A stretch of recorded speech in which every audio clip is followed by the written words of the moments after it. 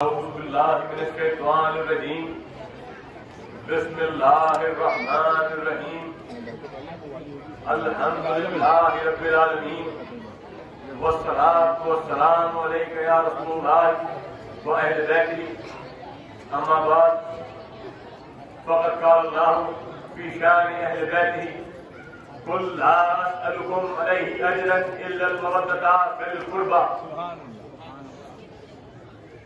آج سرکار غریب نواز کی بارگاہ کے اندر جتنے بھی خوش نصیب یہاں بیٹھے ہیں سب کو میں حضور سرکار غریب نواز کے جشن ولادت کی مبارکباد پیش کرتا ہوں. اور آج جو میرا موضوع ہے وہ حضور سرکار غریب نواز کی ولادت میرے چاچا محترم بیان فرما چکے ہیں. تو میں یہ بیان فرمانے والا ہوں کہ اجمیر شریف کیوں آنا چاہیے، اور اسی میں ایک نقطہ اور سمجھ میں آئے گا کہ اس چوکھٹ کے سوا دوسری کوئی راہ نجات نہیں.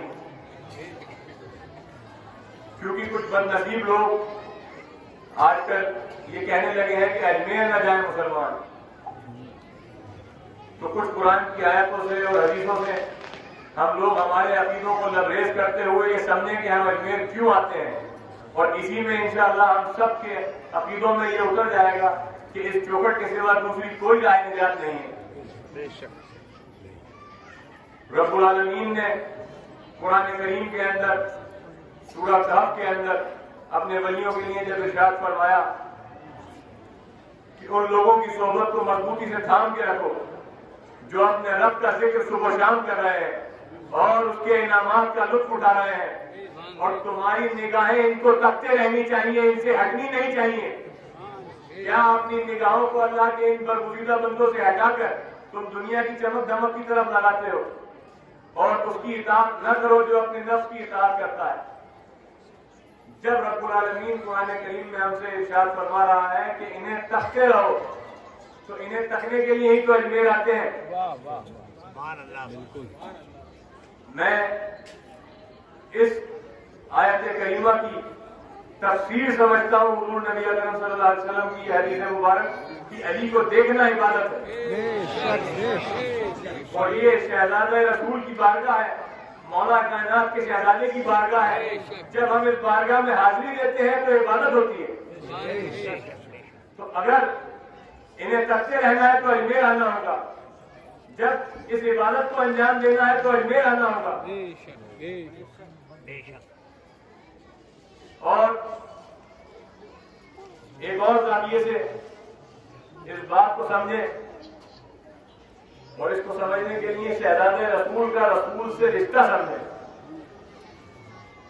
جب اللہ تعالیٰ نے قرآن کریم میں آیت تطہیر نازل فرمائی انما یرید اللہ لیذھب عنکم الرجس اہل البیت ویطہرکم تطہیرا، اسی وقت حضور نے اپنی چادر کے سائے کے اندر چار ذات اپنے سمیت مولا علی علیہ السلام، ماں فاطمہ زہرا سلام اللہ علیہا، امام حسن علیہ السلام اور امام حسین علیہ السلام کو اپنی چادر میں لے کر کے بتلایا کہ یہ ہے میری وہ اہل بیت کہ جن کو اللہ نے ہر رجس سے دور رکھا اور ہر طرح سے پاک رکھا.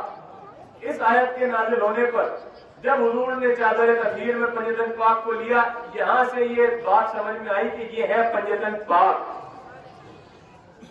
اب یہ ہے رسول کی اہل بیت.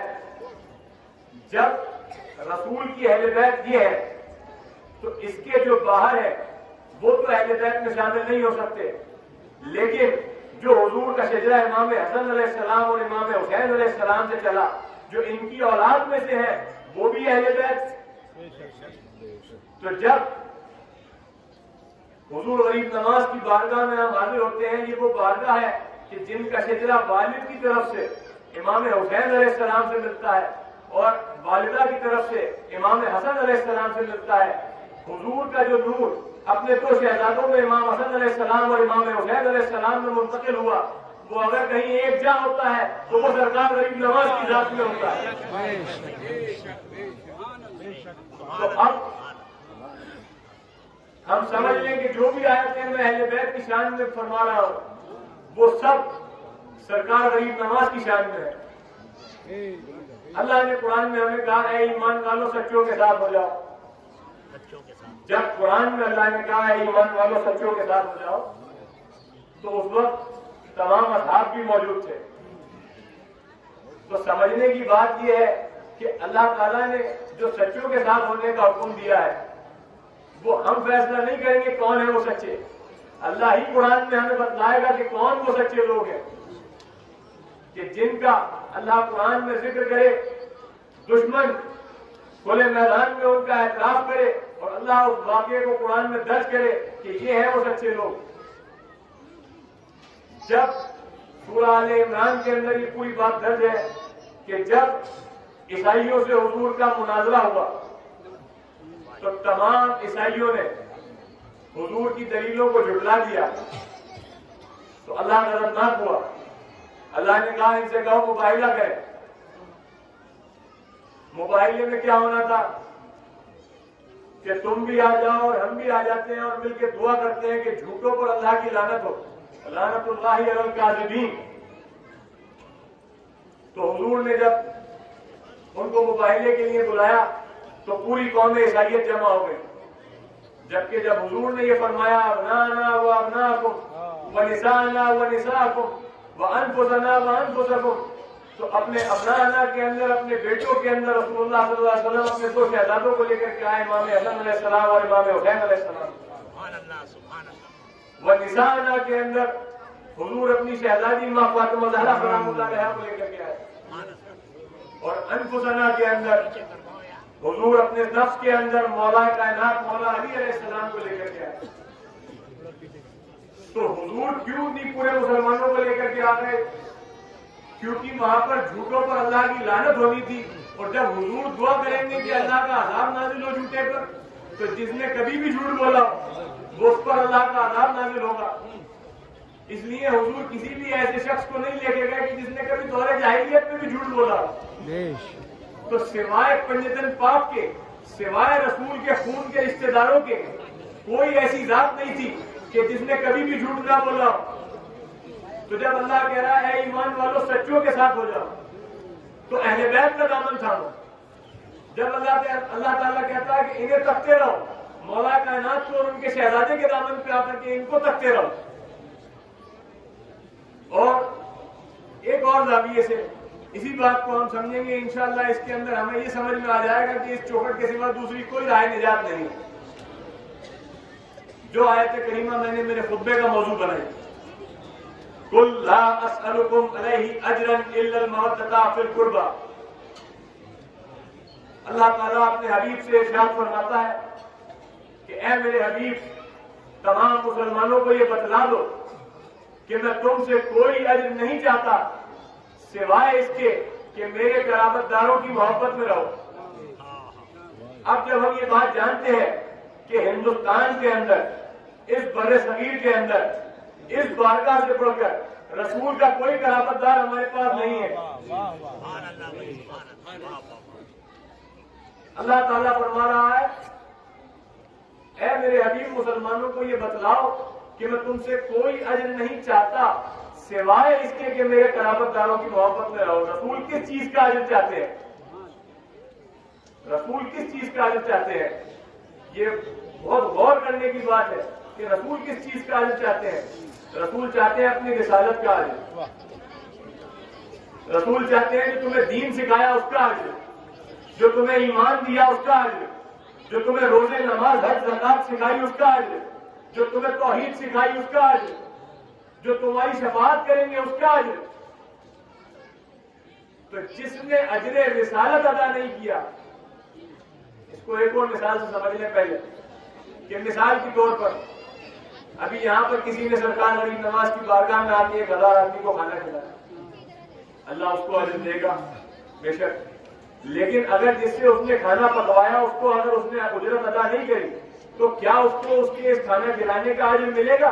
نہیں ملے گا، کسی حال میں نہیں ملے گا۔ تو تم نے جس سے دین سیکھا، جس سے روزے نماز حج زکات سیکھی، جس نے تمہیں توحید سکھائی، جو تمہاری شفاعت کریں گے، جب تم نے ان کا اجر ادا نہیں کیا، جب تم نے رسول کی رسالت کا اجر نہیں ادا کیا، تو پھر کتنے ہی دین پہ عمل کرتے رہو، کتنی نمازیں پڑھتے رہو، کتنے روزے رکھتے رہو، سب بیکار۔ تو کیونکہ حضور کی رسالت کا اجر اہل بیت کی محبت ہے، اور حضور کی نسل مولا کائنات سے چلی، یہ آل نبی اولاد علی کی بارگاہ ہے۔ اسی لیے بچپن سے ہمارے بزرگوں نے ہمیں یہ سکھایا ہے کہ ہے شرط عشق کے بلائے علی بغیر اس کے، ہے شرط عشق کے بلائے علی بغیر اس کے، نماز روزہ حج و زکات کچھ بھی نہیں۔ تو جب تک اس بارگاہ میں آ کر کے اپنا اجر رسالت ادا نہیں کرو گے، جب تک اس بارگاہ میں آ کے رسول کے قرابت داروں کی محبت کا حق ادا نہیں کرو گے، تب تک اجر رسالت ادا نہیں ہوگا۔ جب تک اجر رسالت ادا نہیں ہوگا تمہارا دین پہ چلنا بیکار۔ ایک اور تعویذ سے یہ جان لیں کہ کیوں اس چوکھٹ کو تھامے رکھنا ہمارے لیے بہت ضروری ہے۔ اللہ تعالیٰ نے قرآن کریم میں ایک سورہ ایسی نازل فرمائی جسے ہماری عقیدوں کی بنیاد بنا دیا، جس کو ہر نماز کی ہر رکعت میں ہم پر پڑھنا فرض قرار دے دیا، جس کے اندر ہمیں یہ سمجھ آیا کہ پوری نماز اللہ کی حمد و ثنا ہے سوائے ایک دعا کے، صرف ایک دعا۔ جب سے بچپن سے ہوش سنبھالو گے تب سے مرتے دم تک تم پر ایک دعا پڑھنا فرض ہے۔ وہ دعا کیا ہے؟ دعا کا طریقہ اللہ تعالیٰ فرماتا ہے کہ اس طریقے سے پڑھو، الحمدللہ رب العالمین، تمام تعریفیں اللہ کے لیے جو تمام عالموں کا پالنے والا ہے، الرحمن الرحیم، جو بہت رحم فرمانے والا ہے اور جو ہمیشہ رحم فرمانے والا ہے، مالک یوم الدین، جو یوم الدین کا مالک ہے، ایاک نعبد و ایاک نستعین، ہم صرف تیری عبادت کرتے ہیں اور صرف تجھی سے مانگتے ہیں۔ اب مانگنے کا وقت آیا تو کیا مانگا؟ اہدنا الصراط المستقیم، یا اللہ ہم کو سیدھا رستہ عطا فرما۔ ویسے تو حضور اپنی حدیث مبارکہ میں یہ بیان فرما چکے کون ہے صراط المستقیم، پھر بھی جو لوگ گمراہ کرنا چاہتے ہیں ان کے لیے اللہ نے اور آسانی پیدا کر دی کہ یہ نہ کہہ سکے ہمیں سمجھ نہیں آیا۔ آگے کہا کون سا سیدھا رستہ؟ صراط الذین انعمت علیہم، ان کا راستہ جن پر تیرا انعام رہا۔ کن پر رہا یہ انعام؟ جو اللہ کا حبیب ہے اس پر ہے یہ انعام، اور وہ جن کو فرمائے کہ حسن حسین جنت کے سردار ہیں، ان کی والدہ جنتی عورتوں کی سردار ہے، اور ان کے والد ان سے زیادہ فضیلت رکھتے ہیں، اس سے زیادہ انعام کسی کی ذات پر نہیں ہے۔ یہ ہے وہ ذات کی جو صراط المستقیم ہے، اور رسول کا گھرانہ ہے وہ ذات کی جو صراط المستقیم ہے۔ یہ ہے وہ صراط المستقیم۔ اس سیدھے رستے کو تھامنا ہے۔ بچپن سے جب سے ہوش سنبھالا تب سے لے کر کے مرتے دم تک روزانہ ان کا رستہ مانگنا ہے، اور نماز سے پھرتے ہی کہتا ہے اجمیر نہ جائے مسلمان۔ افسوس ہے اس کی سوچ پر۔ اور اجمیر نہیں جائیں گے تو کہاں جائیں گے؟ ہم غریبوں کا مدینہ ہے اجمیر، اور یہ صرف کہتے نہیں ہیں ہم، اسے میں ابھی حدیثوں سے ثابت کروں گا۔ جب حضور نبی اکرم صلی اللہ علیہ وسلم نے اپنی حدیث مبارکہ میں ہم کو بتلا دیا کہ عیسیٰ علیہ السلام نے حضور کی امت میں پیدا ہونے کی خواہش کی، دعا کی، اور اللہ تعالیٰ نے ان کی یہ دعا مقبول کی۔ عیسیٰ علیہ السلام حضور کی امت کے اندر جب آئیں گے تو رسول کے شہزادے کے پیچھے نماز ادا کریں گے، رسول کے شہزادے کے پیچھے نماز ادا کریں گے۔ تو عیسیٰ روح اللہ جیسے نبی، جو نبیوں میں سے بھی رسولوں میں سے ہوں، ایسے جلیل و قدر نبی کہ جو خود صاحب شریعت ہے، صاحب کتاب ہے، جو اللہ کے اذن سے مردوں کو زندہ کر دے، جو پرندوں کا نقشہ بنا کر کے ان میں جان پھونک دے اللہ کے اذن سے، وہ اگر حضور کی امت میں پیدا ہونے کی خواہش کرتے ہیں تو یہ سمجھنے کی بات ہے کہ یہ تمام فضیلتیں ایک طرف اور نسبت محمد رسول اللہ صلی اللہ علیہ وسلم ایک طرف۔ کیا بات ہے اس امت کے اندر، کیا بات ہے اس امتی کی نسبت کے اندر۔ اسی لیے جب اس امت کے اندر پیدا ہونا اتنی بڑی فضیلت کی بات ہے تو پھر اس امت کے ولیوں کا کیا مقام ہے؟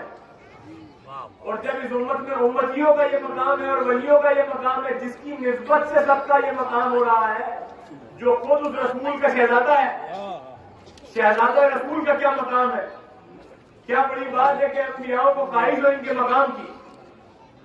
اسی وجہ سے بچپن سے ہمارے بزرگوں نے ہمیں یہ سکھایا، نائب مصطفیٰ تیری کشور رش کے پیغمبراں معین الدین، یہ وہ ذات ہے کہ جس کے مقام پر پیغمبر بھی رش کرتے ہیں۔ آج سرکار رئیس نواز کے جشن ولادت کے موقع پر اپنی عقیدتوں کو لبریز کر لو۔ بہت اچھے بہت اچھے۔ جب موسیٰ علیہ السلام کوہ طور پر 40 دن اور 40 راتوں کا چلہ کاٹ کر اللہ تعالیٰ سے یہ دعا فرماتے ہیں کہ یا اللہ تیرا دیدار ہو جائے، تو اللہ تعالیٰ ان سے فرماتا ہے کہ اس پہاڑ کی طرف دیکھو، اگر وہ بچ گیا تو تم مجھے دیکھ سکو گے۔ جب اللہ نے اپنے نور کی تجلی نازل فرمائی تو وہ پہاڑ ریزہ ریزہ ہو گیا اور موسیٰ علیہ السلام بے ہوش ہو گئے، دیکھ نہ سکے۔ اس حدیث سے ہمیں سرکار غریب نواز کی کیا فضیلت نظر آتی ہے۔ جب حضور سرکار غریب نواز ہندوستان تشریف لا رہے تھے، راستے میں داتا گنج بخش کی بارگاہ سے گزرے تو ان کی شان میں فرمایا، گنج بخش فیض اعظم مظہر نور خدا۔ فی الحال میری بات کا موضوع یہ مظہر نور خدا ہے، جو چاہے آج بھی ان کے آستانے پہ یہ اشعار لکھے ہوئے ہیں، مظہر نور خدا۔ اس امت میں کسی بھی ولی کے پاس کوئی فضیلت حاصل ہے، سب سے پہلے سمجھ لو سرکار غریب نواز کے پاس میں وہ فضیلت ہے، لیکن وہ خود کے لیے نہیں ہے، سرکار غریب نواز کے پاس میں وہ فضیلت ہے۔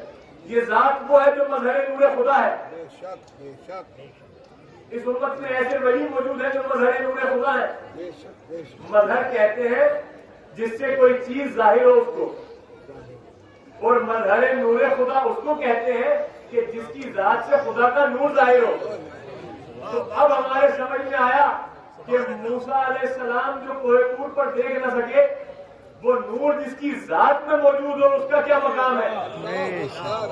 اس لیے رشک کے پیغمبراں معین الدین، اس لیے یہ سمجھ میں آیا کہ اس امت میں پیدا ہونے کے بعد میں اس نور کو دیکھنا کتنا آسان ہو جاتا ہے کہ جو نور 40 دن 40 رات چلہ کاٹ کے بھوکے پیاسے موسیٰ علیہ السلام نہیں دیکھ سکے۔ اسی لیے بچپن سے ہمارے بزرگوں نے ہمیں یہ سکھایا، حبیب اللہ کتاب آیا، ولی الہند کہلایا، معین الدین لقب پایا، لباس یار میں آیا، میرے خواجہ کا روزہ ہے معینی دور کا نقشہ، وہی موسیٰ بنا جو آپ کے دربار میں آیا، وہی موسیٰ بنا جو آپ کے دربار میں آیا۔ یہاں پر اللہ کے نور کی زیارت ہوتی ہے۔ اب کوئی یہ اشکال کر سکتا ہے کہ میں گیا میرے کو نور نہیں نظر آیا، تو یہ سمجھ لے کہ اگر آپ کے جسم کو کوئی ڈاکٹر دیکھے گا تو کیا بتلائے گا کہ آپ مٹی کے بنے ہو؟ اگر حضور کو دیکھے گا تو کیا بتلائے گا کہ یہ نور کے بنے ہیں؟ وہ دیکھے گا، وہ کہے گا ہڈی چمڑی ماس خون۔ لیکن اہل علم اور اہل بصارت ہی جب اس بارگاہ میں حاضر ہوں گے تو وہ اس نور کو دیکھ سکیں گے۔ اسی لیے جب بابا قطب الدین بختیار کاکی جو سرکار غریب نواز کے جانشین ہیں، جب آپ کی بارگاہ میں پہلی مرتبہ حاضر ہوئے، آپ کے جلوہ مبارک کو پہلی مرتبہ دیکھتے ہی آپ کے لسان مبارک سے بے ساختہ یہ الفاظ جاری ہوئے، دل پریشان دیدہ حیران کر گئی، دل کو پریشان اور آنکھوں کو حیران کر دیا۔ کوئی کسی کو دیکھ کے نہیں کہتا کہ دل کو پریشان اور آنکھوں کو حیران کر دیا۔ جب اللہ کے نور کی تجلیات نظر آئیں گی تو پھر کہا جائے گا دل پریشان دیدہ حیران کر گئی، جان من ای کر گئی آ کر گئی۔ بیان کرنے کے لیے الفاظ نہیں، کیا کر لیا۔ اللہ کے نور کا جلوہ دیکھ کے فرماتے ہیں منچ گویم وقت تو خواجہ معین، میں کس طرح سے بیان کروں خواجہ معین الدین کا مقام. اور اس نور کی تجلی کو دیکھ کر کے جو عرفان حاصل ہوا، جو معرفت حاصل ہوئی، اس سے اللہ تعالیٰ کے فضل و کرم سے جو مقام حاصل ہوا وہ یہ ہے کہ اب بے خود رہا کتب دورہ کر رہی.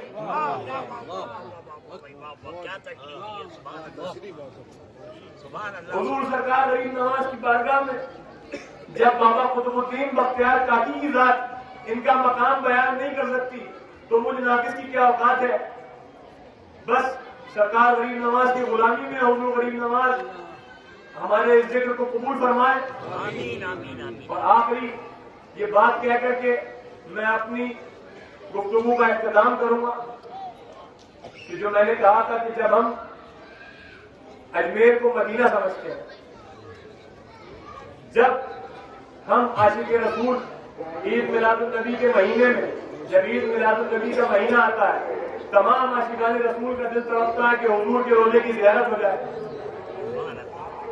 جو لوگ خوش نصیب ہیں وہ لوگ مدینہ منورہ زیارت کے لیے پہنچ جاتے ہیں، اور جو لوگ وہاں نہیں جا پاتے وہ لوگ اپنے اپنے گھروں کے اندر، اپنے محلوں میں، اپنے علاقوں میں حضور کے روزے کا نقشہ بناتے ہیں. بے شک بے شک. وہیں حضور کی بارگاہ میں سلام پیش کرتے ہیں، وہیں حضور کی بارگاہ میں حاضری دیتے ہیں. پر میں آپ لوگوں سے یہ کہنا چاہوں گا کہ اگر مدینہ نہ جا سکو تو اجمیر آؤ، اور اگر اجمیر بھی نہ آ سکو پھر یہ نقشہ بناؤ، کیونکہ تم جو حضور کے روزے کا نقشہ بناتے ہو بے شک اگر اجمیر نہ آ سکو تو بناؤ. اس روزے میں حضور کا گنبد ہے، آستانہ ہے، زری ہے، تربت ہے، اور کیا اس میں رسول کا جسم موجود ہے؟